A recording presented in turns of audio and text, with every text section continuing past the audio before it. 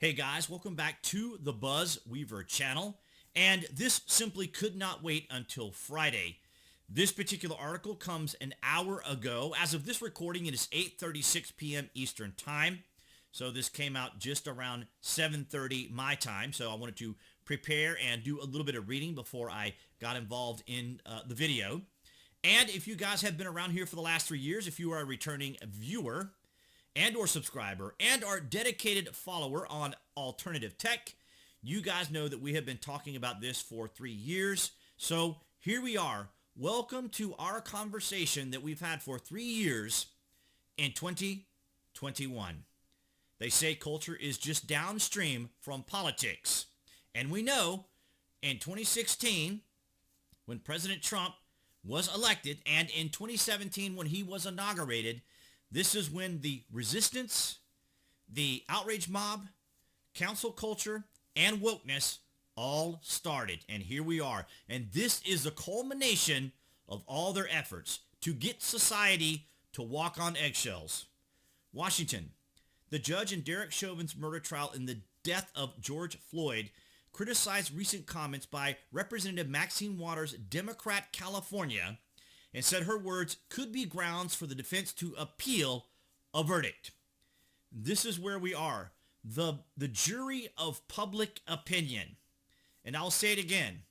Social justice, equity, and all of these particular terms that are used by the left and progressives is just a version of the jury of public opinion. It's not about our Constitution. It's not about our Bill of Rights. It's not about our laws. It's about the enforcement of the Constitution, Bill of Rights and laws, or outcomes of trials and policies that don't meet the left's expectations.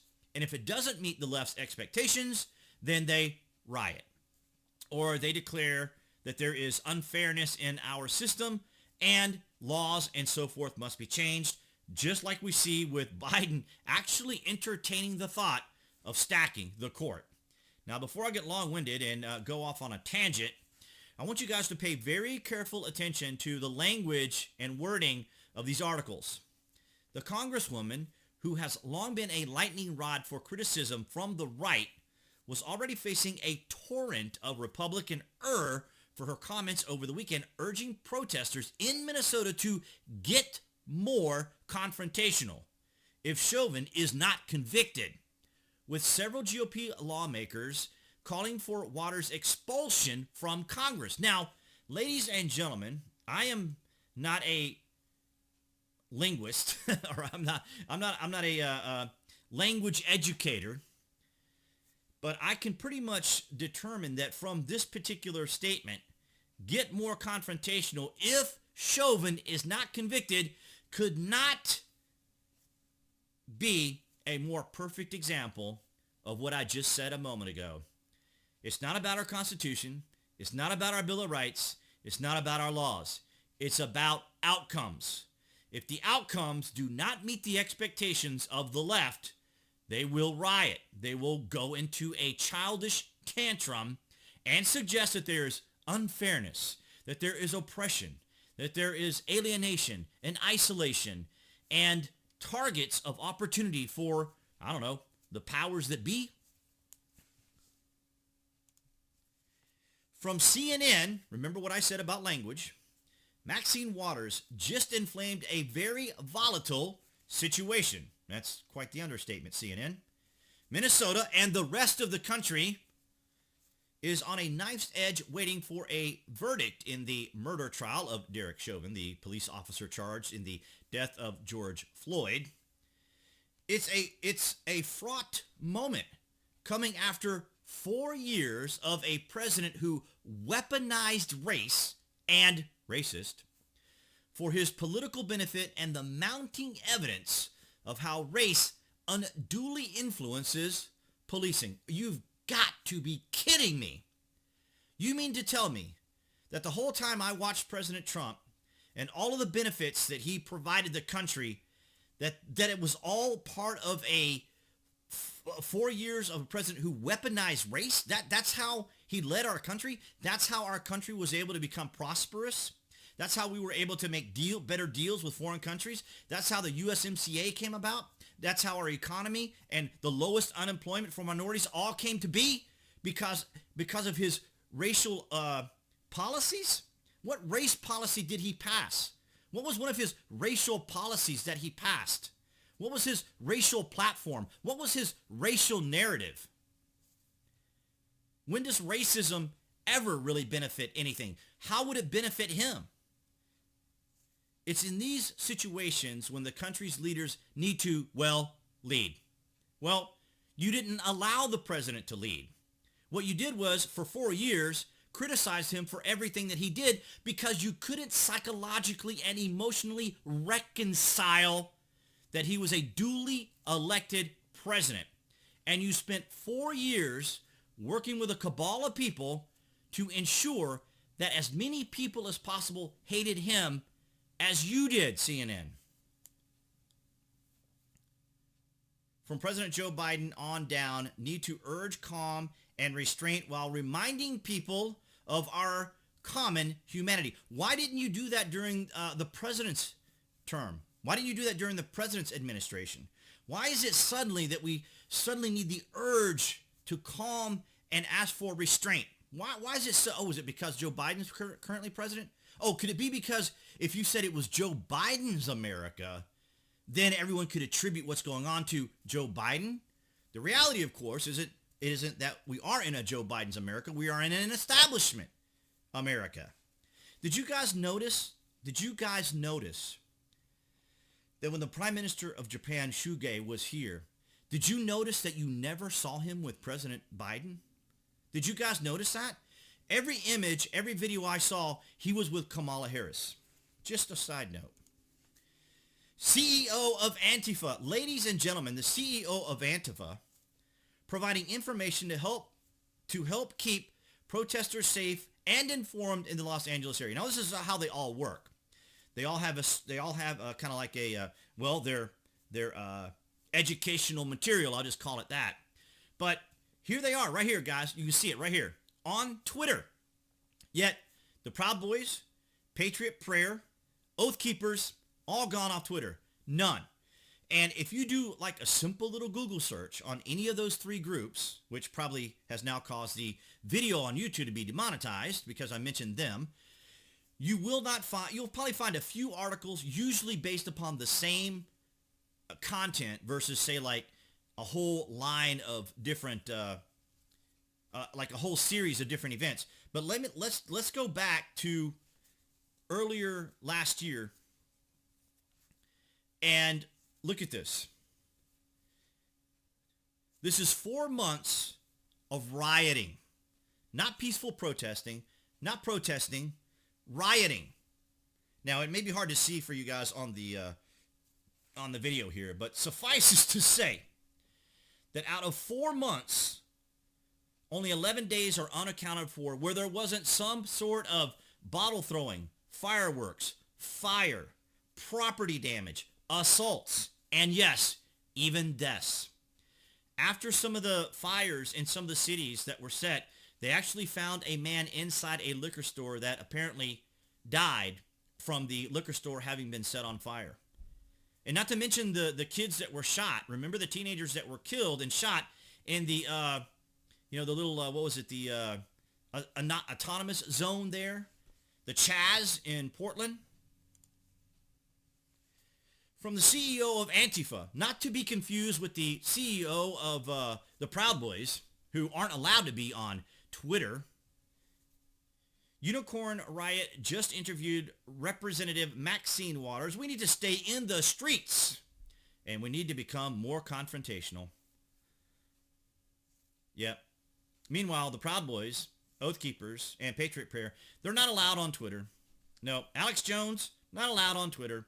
Lauren Southern, not allowed on Twitter. Actually, I think she is on Twitter. Minneapolis crime. Representative Maxine Waters paid the group a visit. Brooklyn Center. So what did this all lead to? Members of the Minneapolis National Guard were fired upon during a drive-by shooting in Minneapolis earlier Sunday. We're just there to support the community. We're here to protect you. We're here to protect the city. So, her words right here, right? Her words. Get more confrontational if Chauvin is not convicted. Now, people may make the argument, well, he's not been convicted yet. So maybe this didn't lead to the shooting of the National Guard. But the very basic and innocuous words by President Trump of something to the effect of getting in their face, right? We all use that as a common phrasing to indicate that we need to let people know something, as opposed to get more confrontational. Big difference. Drive-by shooter targets National Guard Humvee in Minneapolis, injuring 2 guardsmen. And as I understand it, it wasn't just this incident. There was actually several. There was actually gunfire heard as well. But this was actually, obviously made it to a news article or to a news story. Members of the Minneapolis National Guard were fired upon during a drive-by shooting in Minneapolis early Sunday morning, with 2 guardsmen suffering minor injuries. Thank goodness it was just minor. About 3,000 citizen soldiers and airmen are activated as part of Operation Safety Net. Well, that's an interesting name for it. That's the military for you. I love the military's names for everything and all the acronyms that they use. It's just quite amusing. I'm not trying to dismiss the seriousness of it all. I just always found it kind of amusing about the military. Members of the Minnesota National Guard are our neighbors and friends. These citizen soldiers who left their full-time jobs and families during the mission realize the weight of the time we're in. Yes, we all should realize that. I take a little sip there of my beverage. Ladies and gentlemen, you guys are smart enough to know that we've talked about this topic for 3 years, and it was just a matter of time before these sorts of events happen. Now think about it. If you look up Riot on Google, you'll mostly get all the information pertaining to the incident at the Capitol. We'll just call it that because apparently for almost a year now, it'll be a year next month, there has been rioting. Now, as I showed you in this image here, this is just from May to August.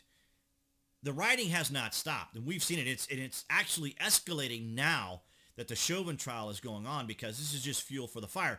But this should exemplify to you that it isn't about the Constitution, about our laws, or about the Bill of Rights. It's about outcomes. Because how is your cause being translated to people when you're burning down a Payless shoe store, burning down a Starbucks, stealing from a liquor store?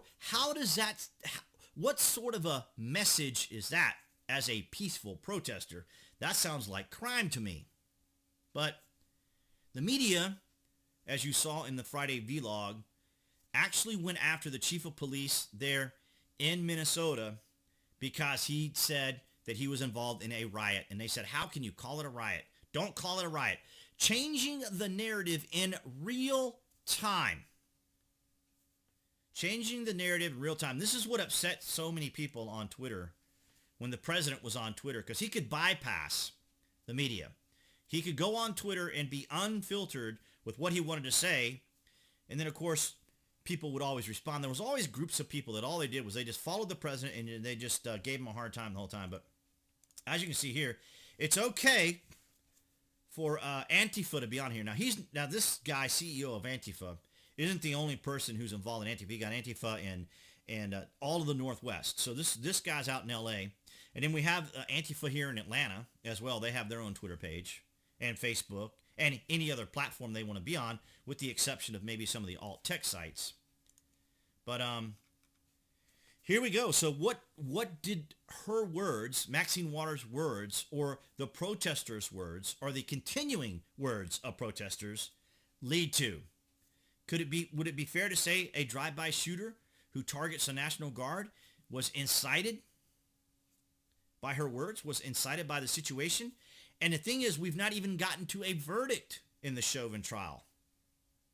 And it could be a mistrial. because either way they go, we're gonna have rioting no matter how it ends. And see, the thing is, she kept saying something about murder in the first degree. If he's not convicted of murder in the first degree, it doesn't mention it here.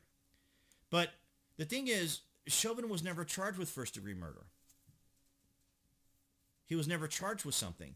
So how can you say we're not satisfied with the verdict when he wasn't even charged for it? And these are the word games. These are the play on words that we see from the media. Coming after 4 years of a president who weaponized race and racist for his political benefit. Really? Does that actually work? Do you know any Republican or conservative representative that uses race as a constant means of promoting themselves as a way to benefit anyone? What can you name one outside of the president, as you suggest? But this is what's called framing. This is what is called the media using its voice to tell you what to think, what to believe, and how to orient your opinion. Right here. You see the difference between the wording?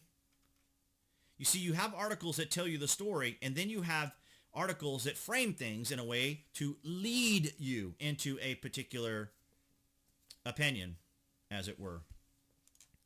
All right, guys. I would love to hear your thoughts and opinions down in the comments section below or on the alternative site that you're seeing this on. I am trying to make more changes to the channel here to get more people involved, because as we continue to move forward, more people are being demonetized. They're being banned from the internet, being banned from YouTube, being banned from Twitter.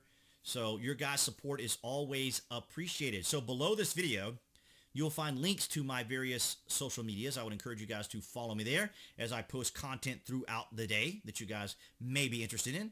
And of course, if you haven't already, appearing right there on the screen, maybe over here somewhere, you will see the channel icon to subscribe to the channel. And if you're watching on other platforms, you can just click the link below the video to subscribe to the YouTube. Yes, it's important that you guys do that to help out the channel. And of course, I appreciate your guys' support, and I will see you guys in the next video.